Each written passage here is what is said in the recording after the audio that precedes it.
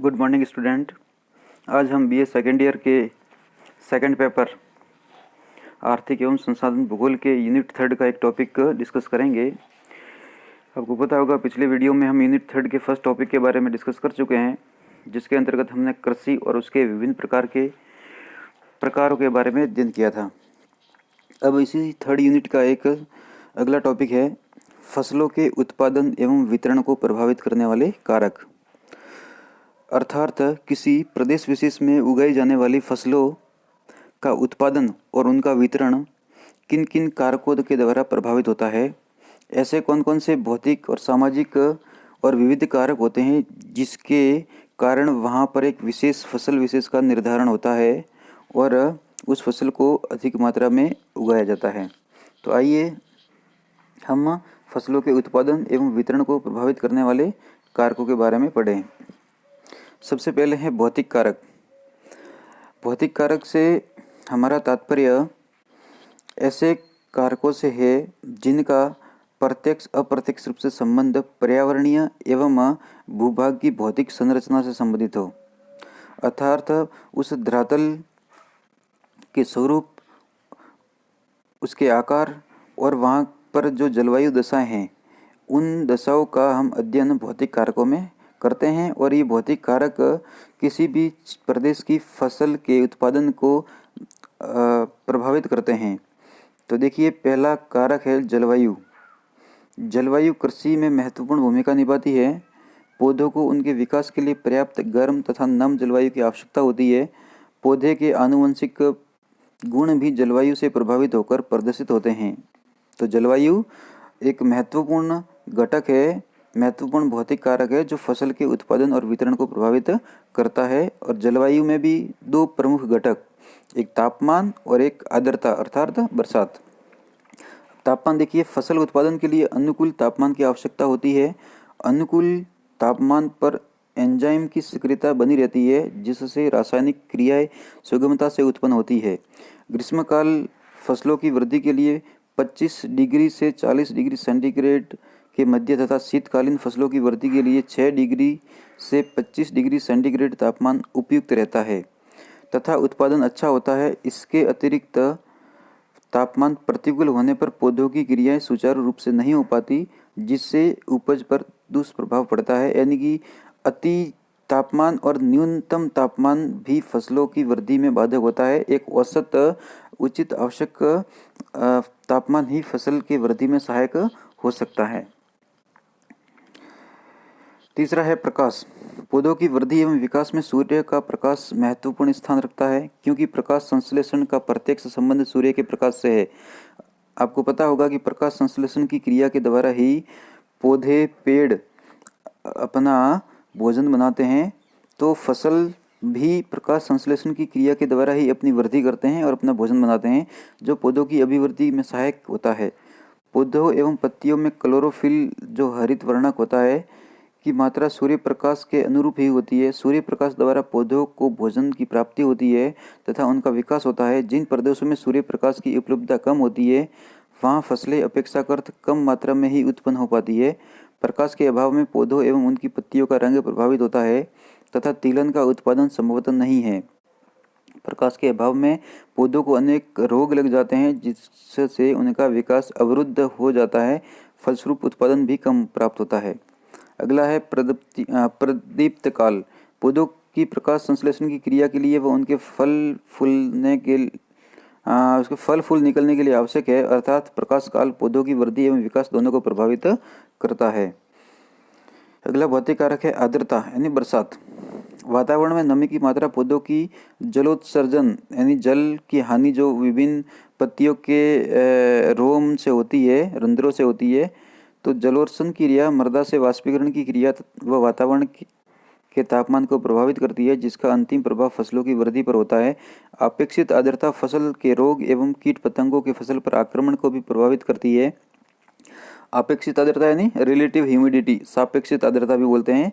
किसी निश्चित तापमान पर वायु को पूर्ण संतृप्त करने के लिए आवश्यक जल वाष्प की मात्रा की तुलना में वर्तमान जल वाष्प को हम अपेक्षित आर्द्रता कह सकते हैं।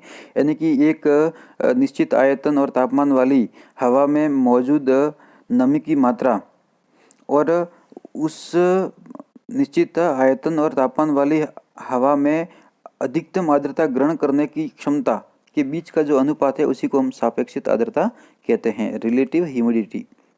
वायु अगला घटक भौतिक कारक है। वायु की तीव्र गति फसल को नष्ट कर सकती है। इसके अतिरिक्त तीव्र गति जलोत्सर्जन वाष्पोत्सर्जन दर बढ़ाकर तथा मृदा से वाष्पीकरण की दर बढ़ाकर वायु फसलों की वृद्धि पर कुप्रभाव छोड़ती है। वायु की गति वातावरण के तापमान को भी प्रभावित करती है। तीव्र गति के कारण तापमान गिरकर पौधों की वृद्धि को प्रभावित कर सकता है। वर्षा फसलों के वर्धन एवं विकास के लिए जल एक आवश्यक अवयव है, क्योंकि इससे मृदा में नमी बनी रहती है। यही कारण है कि विश्व के उन भागों में कृषि कार्य अधिक विकसित हुए जहां उनकी वृद्धि के लिए आवश्यक मात्रा में जल की उपलब्धता सुनिश्चित हुई। कृषि क्षेत्रों में भिन्नता भी जल का उपलब्ध से प्रभावित होती है। वर्षा की विविधता के अनुरूप ही फसलों एवं पशुओं के वितरण में भिन्नता पाई जाती है।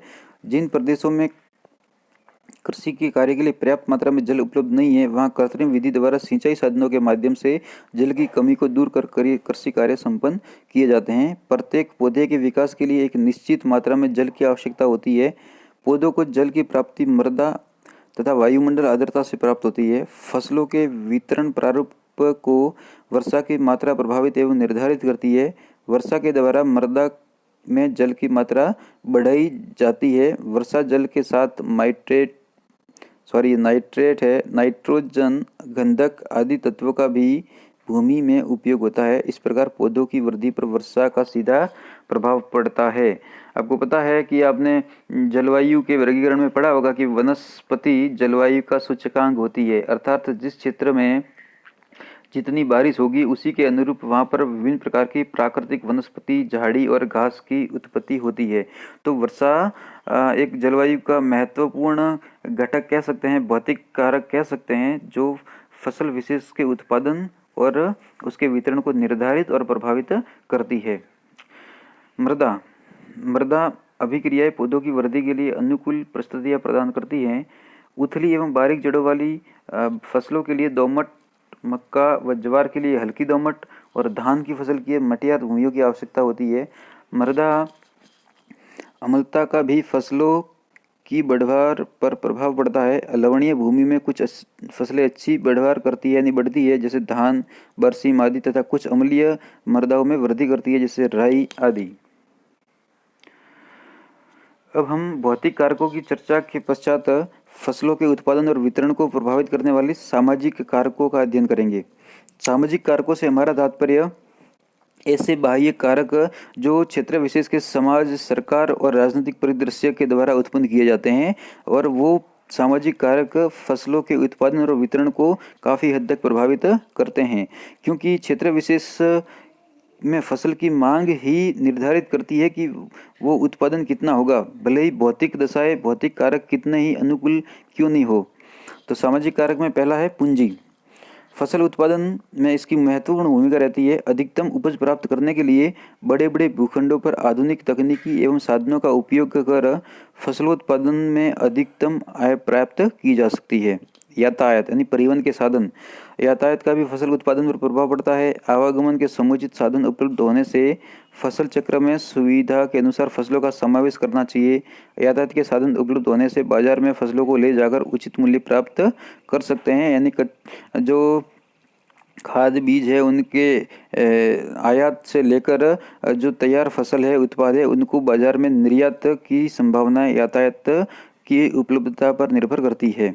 तीसरा है मांग अर्थात बाजार के भी फसलों के उत्पादन तथा वितरण में प्रभाव पड़ता है। बाजार की मांग के अनुरूप ही फसलें उगाई जाती है, ली जाती है। जैसे शहर के नज़दीक वाली भूमि में साग सब्जी आदि दैनिक उपयोग वाली फसलों को प्राथमिकता देनी चाहिए। फलों व सब्जियों की तुड़ाई बाजार की दूरी पर निर्भर करती है और साथ ही उनकी परिपक्वता पर निर्भर करती है। यदि फलों व सब्जियों को दूर भेजना हो तो पकने से पूर्व ही तोड़ना चाहिए, और यदि समीप भेजना है तो पकने पर ही तोड़ना चाहिए, ताकि उन्हें तोड़ने एवं उपभोक्ता तक पहुंचाने के समय में बीच में कोई खराबी न आए और उनका स्वाद व सुरक्षा का पूर्ण विकास हो सके। क्षेत्र में बाजार की दूरी, बाजार की मांग एवं व्यापारिक दृष्टि से ली गई फसलों के लिए यह आवश्यक है कि बाजार प्रक्षेत्र के पास होना चाहिए, यानी ये भूमि बाजार के समीप होगी। तो वहाँ पर जो आपने पिछले वीडियो में मैंने बताया था ट्रक फार्मिंग, वो ट्रक फार्मिंग का उदाहरण इस बाजार या मांग के अनुसार ही निर्धारित किया गया है। अगला है सामाजिक कारक श्रमिकों की उपलब्धता। तो कृषि के विकास के लिए हमें श्रम की आवश्यकता रहती है और ये श्रमिकों का मुख्य कार्य होता है। यदि श्रमिक आसानी से व पर्याप्त संख्या में उपलब्ध हैं तो सघन फसल चक्र अपनाया जा सकता है तथा फसल चक्र में नकदी फसलों को समावेशित लाभ लिया जा सकता है। चावल, चाय, कपास और रबर जैसी फसलों की खेती के लिए कुशल श्रम की उपलब्धता आवश्यक है। इस प्रकार श्रम की उपलब्धता के कारण कृषि में महत्वपूर्ण भूमिका निभाता है। तकनीकी नवीन कृषि विधियों व यंत्रों के उपयोग से अधिकतम पैदावार की जा सकती है और उन्नत बीज के बोने से लेकर इकाई क्षेत्र पर व इकाई समय में अधिक उपज प्राप्त हो सकती है। फसल उच्च गुण वाली होती है या कम समय में परिपक्व हो सकती है, ये तकनीकी पर निर्भर करता है। सरकार, प्रदेश विशेष की जो सरकार है वो भी काफ़ी हद तक एक प्रमुख कारक होती है फसलों के उत्पादन और वितरण को प्रोत्साहित करने में, उसको बढ़ावा देने में। तो ये कुछ कारक है जिसमें उन्नत किस्में हैं, प्रसार सेवाएं हैं, भंडार गृहों का निर्माण है। यदि ये जो बेसिक आधारभूत संरचना उपलब्ध करवा दी जाए तो क्षेत्र विशेष में फसल के उत्पादन में अत्यधिक बढ़ोतरी हो सकती है। सन 1950 तक हमारे देश के पास सिंचाई के साधन सीमित थे। इसके बाद प्रत्येक पंचवर्षीय योजना में सिंचाई के साधनों में वृद्धि हुई। आज देश के विभिन्न भागों में सिंचाई के पर्याप्त साधन हैं और भविष्य में बढ़ते जाएंगे। अतः किसान सघन फसल चक्र अपनाकर वर्ष में 3-4 अधिक फसलों का उत्पादन कर सकता है। उन्नत जो किस्में हैं यानी बीज की जो किस्में हैं, देश के विभिन्न कृषि विश्वविद्यालय और अनुसंधान केंद्रों में अधिक उपज देने कीट एवं रोग रोधी किस्मों का विकास किया जाना चाहिए। प्रसार सेवाओं में देश में प्रसार सेवाओं को बढ़ावा दिया जाना चाहिए जिससे किसानों को नए उच्च कोटि के बीज और तकनीकी उपलब्ध हो सके। भंडार गृहों का निर्माण होना चाहिए यानी किसान के द्वारा उत्पादित फसल के रख रखाव के लिए बहुत अच्छे भंडार गृहों का भी निर्माण सरकार के द्वारा किया जाना चाहिए जिसके कारण कृषक अधिक फसल उत्पादन कर सके। तो कुछ ये सप्लीमेंट्री फैक्टर भी है जो सरकार के द्वारा प्रोत्साहित किए जाने चाहिए जिससे किसान प्रोत्साहित होंगे और वो अधिकाधिक फसल उत्पादित करने को तत्पर रहेंगे। ठीक है, तो इस यूनिट 3 का ये टॉपिक हो गया। अगले टॉपिक में हम कुछ प्रमुख फसलों के बारे में अध्ययन करेंगे और उनके अंतर्राष्ट्रीय व्यापार, उनकी जो भौगोलिक दशाएं चाहिए, उनका स्थानीय उत्पादन क्या है, वितरण क्या है, उनके बारे में हम चर्चा करेंगे। धन्यवाद।